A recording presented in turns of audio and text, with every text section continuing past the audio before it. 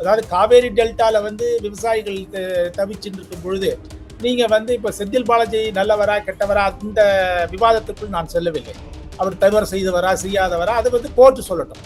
ஆனால் என்ன என்ன பேச்சு, என்ன ஒரு இமேஜ் இந்த கவர்மெண்ட்டுக்கு வரும்னா என்ன ஆகும்னா, இவங்க வந்து இந்த மாதிரி விஷயங்கள தான் ரொம்ப அதிக கவனம் செலுத்துறாங்க. மக்களுடைய அன்றாட பிரச்சனைகள், அவருடைய வாழ்வாதார பிரச்சனைகளை வந்து அவங்க அதுக்கு இது முக்கியத்துவம் கொடுக்கலங்கிற ஒரு பேச்சு வந்துடும்.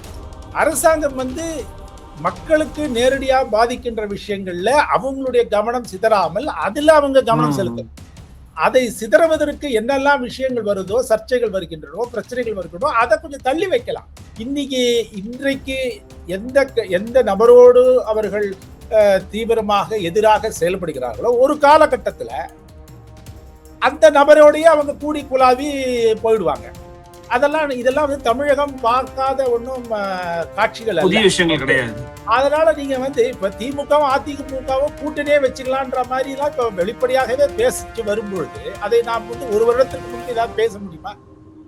79 வருடங்களுக்கு பிறகும் பொருளாதார ரீதியில ஓரளவுக்கு வளர்ந்த மாநிலம் என்று சொல்லப்படுகின்ற மாநிலத்துல அரசு பள்ளிகள்ல மாணவர்களுடைய கழிப்புறம் வந்து சரியில்லைன்னு வந்து ஒரு அமைச்சரே ஒரு அதிகாரிகிட்ட சொல்றது வந்து எவ்வளவு ஒரு இதுவாக இருக்கு. ஆனால் அப்பவும் நீங்க அரசியல் கணக்கை போட்டு எனக்கு இவர் ஓட்டு போடுமா அவர் ஓட்டு போடுமான்னா தாவேகா வந்து திமுக அதிமுகவோட இன்னொரு அவ்வளவுதான் நம்ம வச்சுக்கலாம்.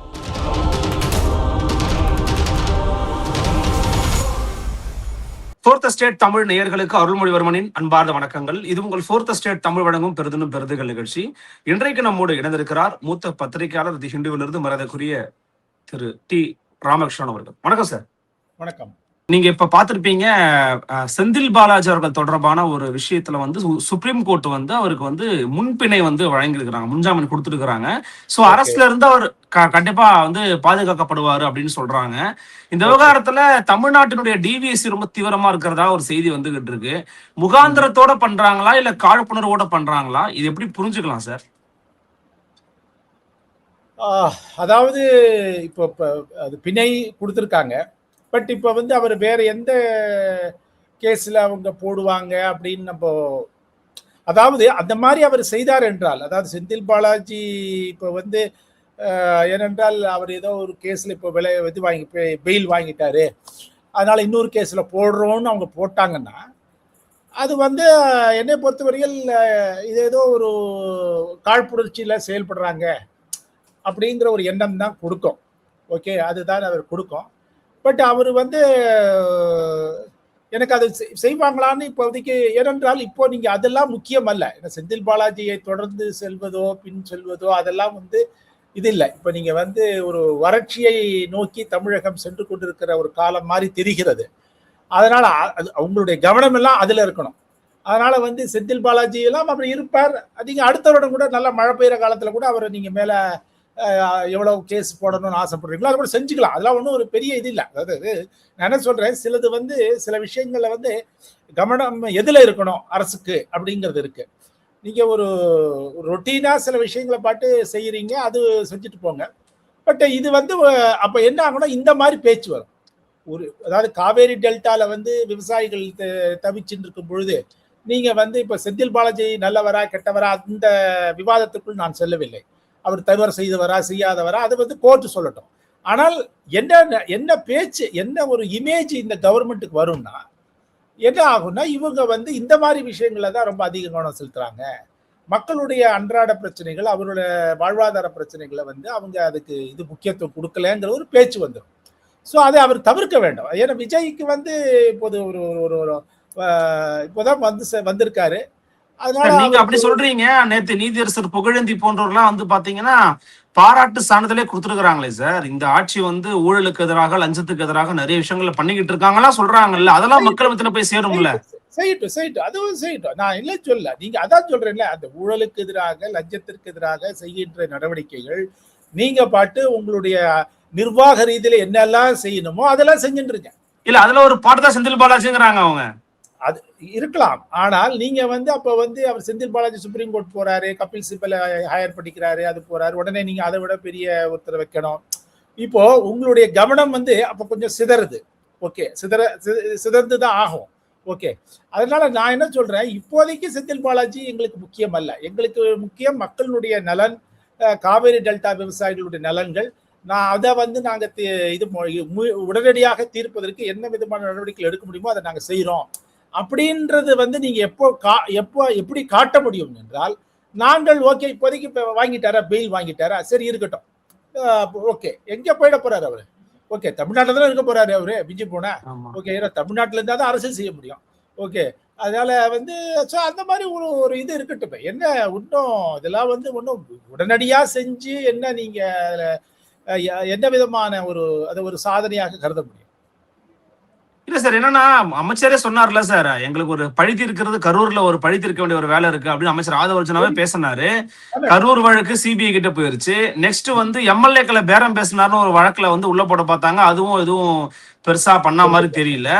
இப்ப வந்து இந்த டாஸ்மாக் வழக்கு, இப்ப இதுலயே வாங்கினா அடுத்து வேற ஏதாவது வழக்கு. அப்போ செந்தில் பாலாஜி விடுற மாதிரி தெரியலையே சார். இல்ல அது வந்து அவங்களுடைய அது ஒரு அரசியல் கணக்கா கூட இருக்கலாம். ஓகே. அது அது அவங்களுக்கும் செந்தில் பாலாஜிக்கும் இருக்கின்ற இது.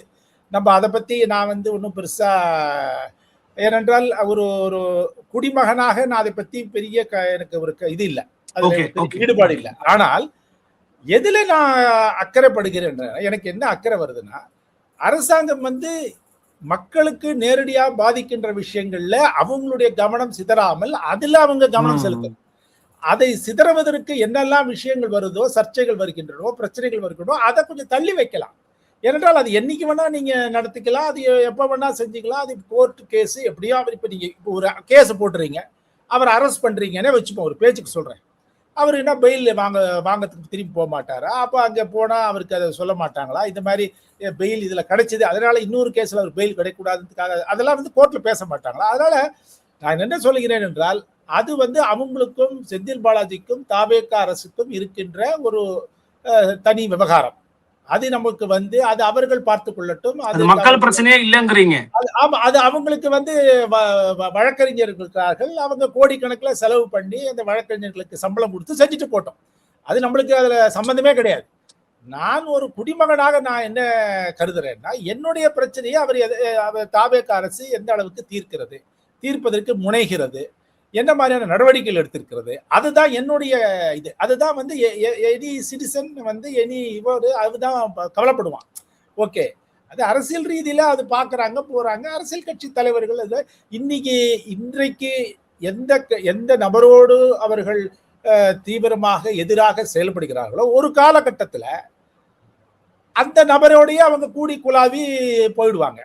இதெல்லாம் வந்து தமிழகம் பார்க்காத ஒன்றும் காட்சிகள் விஷயங்கள் கிடையாது. அதனால நீங்க வந்து இப்ப திமுகவும் அதிமுகவும் கூட்டணியே வச்சுக்கலான்ற மாதிரி எல்லாம் இப்ப வெளிப்படையாகவே பேசிட்டு வரும் பொழுது, அதை நாம் வந்து ஒரு வருடத்திற்கு முன்பு ஏதாவது பேச முடியுமா? ஒரு வருடத்துக்கு முன்னால ஏதாவது பேசினோம்னா நம்மள வந்து நினைப்பான். ஓகே. ஆனா இன்னைக்கு என்னடான்னா எல்லாரும் சீரியஸா டிஸ்கஷன் நடத்துறாங்க. சோ அதனால நான் என்ன சொல்ல வரேன், அதனாலதான் நான் சொல்லுவேன், அது வந்து அவருக்கும் தாவேக அரசுக்கும் செந்தில் பாலாஜிக்கும் இருக்கின்ற ஒரு விவகாரம். அது let them handle on their own. அவங்களுக்கு அதுக்கான இது இருக்கு, சக்தி இருக்கிறது, எல்லா விதமான வசதிகள் இருக்கின்றன. இதுதான். அதனால தாவேக அரசு மக்கள் பிரச்சனைகள்ல இருந்து தன்னுடைய கவனத்தை சிதற விடாமல், அது அவங்க வந்து அதுதான் எங்களுக்கு முக்கியம் என்று அவர்கள் செயல்பட்டார்கள் என்றால் அது அவர்களுக்கு நல்லது, மக்களிடையே நல்ல பேரை இன்னும் அதிகம் ஏற்படுத்தும். அவர்கள் வந்து அரசியல் ரீதியில வளரணும்னு நினைக்கிறாங்க. அப்படின்னா இதெல்லாம் வந்து இப்படிதான் நீங்க செயல்படணும். இல்லாட்டா நீங்க முந்தைய கழக அரசுகள் போல நான் செயல்படுவேன் என்றால் நீங்கள் கூறிய மாற்றம் வராமையாவே போய்விடும். எப்படி சார் பாக்குறீங்க? எப்படி ஆட்சி போயிட்டு இருக்கு? நிறைவாதான் ஒரு கேள்வி. எப்படி இந்த 2 months எப்படி கிராஸ் பண்ணிருக்காங்க? நல்ல பேர் இருக்கு அரசுக்கு. அதாவது நீங்க அவர் ஜட்ஜ் சொன்னா போல ஒரு பொதுவாக இவர் மீது ஒரு நல்லெண்ணம் இருக்கிறது. ஓகே. ஏதோ புதுசா வந்திருக்காரு, ஏதோ செய்வாரு அப்படி ஒரு நம்பிக்கையை இன்னும் அவர் கொடுத்து கொண்டு இருக்கிறார். ஓகே. இவருக்கு தான் நம்ம வாய்ப்பு இப்ப கொடுத்துருக்கோம், அவர் இன்னும் கொஞ்சம் அவகாசம் எடுத்துக்கொள்ளட்டும் அப்படிங்கிற ஒரு எண்ணம் இருக்கிறது. அதனால ஒரு குட்வில் மக்களிடையே இருக்கிறது, நல்லெண்ணம் இருக்கிறது. அதை நம்ம வந்து மறுக்க முடியாது. இது ஒன்று. ஆனால் இவர்களால இன்றைக்கு இருக்கிற நிதி நிலைமை சூழல்ல ஒரு பிரமிக்கத்தக்க வகையில எந்த ஒரு திட்டத்தையும் இவர்களால் செயல்படுத்த முடியாது. ஓகே, அதனால அது செயல்படுத்த முயற்சித்தா அதுக்கு வந்து நிதி நிலைமை இல்லை. நிர்மல்குமார் அமைச்சர் வந்து பிசினஸ் லைன் கொடுத்ததுல அவர் என்ன சொன்னார்னா, ஒவ்வொரு துறையும் அவர் சொல்றாரு, ஒவ்வொரு துறையும் பணம் இல்லாமல் அவ்வளவு தவிக்கிறாங்கன்னு சொல்றாரு. ப்ளீடிங்னு சொல்றாரு. அவர் சொன்ன வார்த்தை ப்ளீடிங். ஓகே, தமிழ்ல சொல்றது கூட நான் ரொம்ப கொஞ்சம் தன்மை குறைச்சு சொல்றீங்க, குறைச்சு சொல்றேன். பட் அவர் ப்ளீடிங்ன்ற வார்த்தையை பயன்படுத்தியிருக்காரு. ஸோ அப்படி இருக்கு. அப்படி இருக்கும் பொழுது நீங்க வந்து புதிய திட்டங்கள் வந்து இந்த தாய்மாமன் சீரு, அந்த சீரு, இந்த சீரு எல்லாம் என்ன பொறுத்த 6 சிலிண்டர் 2500 ரூபாய். ஆமா ஆமா, ஐயோ, அதெல்லாம் நான் என்ன சொல்ல வரேன்னா, இப்பொழுது 2-3 நாட்களுக்கு முன்னால் ஒரு அமைச்சர் வந்து சொல்லும் பொழுது, அவர் பேர் எனக்கு தெரியல, நான் வந்து எங்க போனாலும் ஸ்கூல் டாய்லெட் மோசமா இருக்குன்னு சொல்றாங்க, ஒரு பிடிஓ கிட்ட பேசுறாரு. ஓகே, எனக்கு வந்து இப்ப இந்த அமைச்சர்கள் வந்து நேரடியாக போய் பார்த்து பிரச்சனைகள் என்னங்கிறத தெரிய ஆரம்பிச்சிருக்கு. அது ஒரு நல்ல அறிகுறி. ஓகே, அவங்கள இந்த இப்ப நீங்க இப்ப இந்த மாதிரியான பிரச்சனைகளுக்கு நீங்க செலவழிங்க. ஓகே, பணத்தை. ஓகே, இன்னும் நம்ம 75 ஆண்டுகளுக்கு மேல ஆகிவிட்டது. இப்ப ஆகஸ்ட் 15ஆம் தேதி வந்து எத்தனாவது 78 நினைக்கிறேன். 1947னா இப்போ வந்து 79 வருடங்கள் முடிய போகின்றன. 79 வருடங்களுக்கு பிறகும் பொருளாதார ரீதியில ஓரளவுக்கு வளர்ந்த மாநிலம் என்று சொல்லப்படுகின்ற மாநிலத்துல அரசு பள்ளிகள்ல மாணவர்களுடைய கழிப்பறம் வந்து சரியில்லைன்னு வந்து ஒரு அமைச்சரே ஒரு அதிகாரி கிட்ட சொல்றது வந்து எவ்வளவு ஒரு இதுவாக இருக்கு. மோசமான சூழல். இழிவுன்ற கூட விட்டுருங்க, அந்த பாயிண்ட்டுக்கு போகல. எவ்வளவு ஒரு எனக்கு எவ்வளவு துக்கத்தை கொடுத்ததுன்னா, இன்றைக்கும் நீங்க அப்படி இருக்குன்னா அப்ப நம்ம என்ன இது? சோ அரசாங்கம் இந்த மாதிரியான பிரச்சனைகள் இருக்குல்ல, அதாவது கல்வி, பொது சுகாதாரம், இதுல நீங்க வந்து எவ்வளவுக்கு எவ்வளவு நீங்க பணத்தை நீங்க செலவழிக்கிறீங்களோ அவ்வளவுக்கு அவ்வளவு, அதாவது மக்களுடைய நலன்களுக்காக, அது வந்து உங்களுடைய பொருளாதார வளர்ச்சியை அது வந்து உறுதிப்படுத்தும். ஆனா நீங்க வந்து இப்போ இந்த இலவசங்கிற பேர்ல ஏதோ மக்கள் நல திட்டங்கள் என்ற பேர்ல இலவச மின்சாரத்தை கொடுத்து அதுல ஒரே ஸ்ட்ரோக்ல இப்ப 100 யூனிட் 200 யூனிட் ஆக்கிட்டாரு. இன்னைக்கு இப்ப எல்லாரும் என்ன திட்டுறான், எனக்கு ரேட் ஜாஸ்தி ஆயிடுச்சு, போயிடுச்சு, அப்படி இப்படி திட்டிட்டு இருக்கான். இப்ப இந்த 100 யூனிட் 200 யூனிட் ஆனது ஒத்தனாவது பேசுறானா? பேச மாட்டான். ஆனா அது ஆக்கினதுனால அவருக்கு 1700 கோடி ஒரே ஸ்ட்ரோக்ல. இப்ப பினான்ஸ் செக்ரட்டரிய போய் கேளுங்க, அவரு 10 ரூபாய் எனக்கு வருதாப்பான்னு கேட்டு பாருங்களா வீட்டுக்கு. ஏதாவது ஒரு அவர் அப்படியே அது பிடிச்சுப்பாரு. ஸோ அதுதான் நிதித்துறை வந்து அந்த மாதிரி ஒரு இதுல இருக்காங்க, சிக்கல்ல இருக்காங்க. இப்ப நீங்க பாத்தீங்கன்னா கேரளால வந்து காங்கிரஸ் தலைமையிலான யூடிஎஃப் இருக்கு. அவன் என்ன சொல்றான், பிஎம் ஸ்ரீ ஸ்கூல்ல நான் இம்ப்ளிமெண்ட் பண்றேன்றான். எதுக்கிட்ட துட்டு வருதுன்றான். சென்ட்ரல் கவர்மெண்ட்ல எனக்கு வர ஃபண்ட்ஸை நான் எதுக்கு வேண்டான்னு சொல்லணுன்றான். ஸோ அதாவது இப்ப மாநில அரசுகள் எல்லாமே ஒரு மாதிரி நிதி இதுல இப்போ கஷ்டத்துல இருக்காங்க. ஸோ அதனால எங்கெல்லாம் நிதி வருதோ அதெல்லாம் பிடிச்சு வச்சுக்கணும்னு இருக்காங்க. இப்ப நம்ம அருண்ராஜ் ஹெல்த் மினிஸ்டர் என்ன சொல்றாரு, அன்னைக்கு 100 ரூபாய் கொடுக்கறதுனால கொடுங்கன்னு சொல்றாரு. எல்லாரும் கொடுங்க, காசு இருக்கிறவங்களா கொடுங்க அப்படிங்கிறாரு. அந்த அதாவது அப்படின்னா பாருங்க, அப்படி இருக்கும் பொழுது என்னை பொறுத்தவரையில் இந்த அரசு வந்து எதுக்கெல்லாம் நம்ம செலவழிக்கணும். ஓகே, நீங்க வந்து இவர் வந்து அப்புறம் ராஜ்மோகன் ஒரு ப்ராமிசிங் மினிஸ்டராக இருக்கிறார். Okay, school education minister. அவருக்கு வந்து ஊடகங்களை முக்கியமா சந்திக்கிற முக்கியமான மினிஸ்டர் அவருதான். ஒரு நல்லா பேசுறாரு. ஆனால் அவருடைய திட்டம் இருக்குல்ல, சிக்கன் பிரியாணி போடணும்னு விருப்பப்படுறேன். இதெல்லாம் வந்து ஏன்னா அந்த அளவிற்கு நிதி உதவி இது இருக்கா. 35 லட்சம் மாணவ மாணவிகள் வந்து இந்த சத்துணவுல 35 லட்சம் 40 லட்சம் நினைக்கிறேன். ஓகே, அந்த அளவுக்கு நீங்க ஒரு அதுல வந்து ஒரு 15% அவங்க சாப்பிட மாட்டாங்க, விரும்பல, ஏதோ அவங்களுடைய சுகாதாரத்துக்கு அப்படின்னு கூட வச்சுப்போம். ஸோ அவங்களுக்கு கிட்டத்தட்ட ஒரு 25 லட்சம் மாணவர்களுக்கு பரணும்னா சாப்பாடு என்ன செலவு ஆகும். அதோடு இல்லாம அதனுடைய தரத்தை நீங்க முன்படுத்தணும். அதுல கண்டாமினேஷன் வரக்கூடாது. ஓகே, நீங்க ரொம்ப முக்கியம், சுத்தமா இருக்கணும். எதுக்கு சொல்ல வர, அப்போ இவங்களுடைய எண்ணங்கள் எப்படி இருக்கிறது எனக்கு பார்த்தா அதெல்லாம் கொஞ்சம் டிஸ்டர்பிங்கா இருக்கு. அதனால இவர்கள் வந்து என்னை பொறுத்தவரையில் பெருமளவிற்கு மந்திரிகள் வந்து அவர்களுக்கு எந்த விதமான ஒரு ஓல்டு ட்ராக் ரெக்கார்டு இருக்கு இல்லையா. ஓகே, அவங்க அந்த காலத்துல அப்படி இருந்தாங்க, இந்த காலத்துல இப்படி இருந்தாங்கன்னு அவங்களை பத்தி நெகட்டிவா சொல்வதற்கு ஒன்றுமில்லை. ஓகே, ஆமா ஆமா, பெரும்பாலான அமைச்சர்கள் ஓகே அவங்களுடைய ட்ராக் ரெக்கார்டு இதுவா இருக்கு. அதனால அவங்க புதிய காரியங்களை செய்யலாம், தைரியமாக செய்யலாம். இந்த அரசு இந்த காலகட்டம் இருக்கு பாருங்க, அடுத்த 2 வருடம் இருக்கு பாருங்க, இந்த அடுத்த 2 வருடத்துல அவங்க புதுமையாக பல காரியங்களை தைரியமாக செய்யக்கூடும். ஆனால் அப்பவும் நீங்க அரசியல் கணக்கை போட்டு எனக்கு இவர் ஓட்டு போடுமா அவர் ஓட்டு போடுமான்னா, தாவேகா வந்து திமுக அதிமுகவோட இன்னொரு எக்ஸ்டெண்டட் வெர்ஷன். அவ்வளவுதான் நம்ம வச்சுக்கலாம். ஓகே, அன்னைக்கு டிஎம்கே வர்சஸ் ஏடிஎம்கே இருந்துச்சு. ஒரு காலகட்டத்தில் டிஎம்கே வர்சஸ் தாவேகாவோ இல்லாட்டா டிஎம்கே ஏடிஎம்கே தாவேகா இந்த மாதிரி போகும். நான் என்ன சொல்ல வரேன்னா, அதனால இவங்க வந்து இப்போ வந்து இவங்களுக்கு கிடைத்திருக்கின்ற வாய்ப்பு நல்ல வாய்ப்பு, ரொம்ப பிரமாதமான வாய்ப்பு. பல பல புதிய காரியங்களை செய்வதற்கு வந்து இவங்களுக்கு கிடைத்திருக்கிற வாய்ப்பு மாதிரி வேற யாருக்கும் இனிமே கிடைக்குமாங்கிறது டவுட்ஃபுல். ஓகே, அப்படி இருக்கும் பொழுது இவர்கள் பல காரியங்களை செய்ய வேண்டும். அது செஞ்சு அவங்களுக்கான அந்த இது இருக்கு, ஒரு துடிப்பு தெரிகிறது. எல்லாருமே இளைஞர்கள், எல்லாரும் ஏதோ இது பண்ணணும்னு நினைக்கிறாங்க. அதனால வந்து பல இடங்களுக்கு செல்கின்றார்கள், பார்க்கின்றார்கள், பிரச்சனைகளை புரிஞ்சுக்கிறதுக்கு முயற்சிக்கிறாங்க. அதெல்லாம் நம்மளுக்கு நல்ல இதுவா தோன்றுது, அறிகுறியா தோணுது. பட் வந்து நீங்க வந்து இப்போ செய்ய எங்களுடைய ப்ரையாரிட்டி ஏரியா இந்த எஜுகேஷன் அண்ட் பப்ளிக் ஹெல்த், அரசு மருத்துவமனைகள், அதுக்கப்புறம் இது. ஸோ அதனால நீங்க இப்ப வந்து ஏனென்றால் தாய்மாமன் சீர்ல கூட அவங்க என்ன ஒருத்தர் ஒரு கணக்கு சொல்றாரு நேத்திக்கு, குழந்தைகள் பிறக்கின்றன 4.41 லட்சம் எல்லாம் சொல்றீங்க, எல்லாம் ரைட்டு. பட் வந்து பிரைவேட் ஹாஸ்பிட்டல்ஸ் எவ்வளவு, கிட்டத்தட்ட ஒரு 45% குழந்தைகள் வந்து தமிழ்நாட்டில் பிறக்கிற குழந்தைகள் வந்து அங்கதான் பிறக்குது. ஸோ அவங்களுக்கு வந்து குறைந்தபட்சம் ஒவ்வொரு அதுல வந்து ஒரு இந்த தனியார் மருத்துவமனைகள்ல பிறக்கிற குழந்தைகள்ல அதுல நீங்க ஒரு 25-30% எடுத்துருங்க.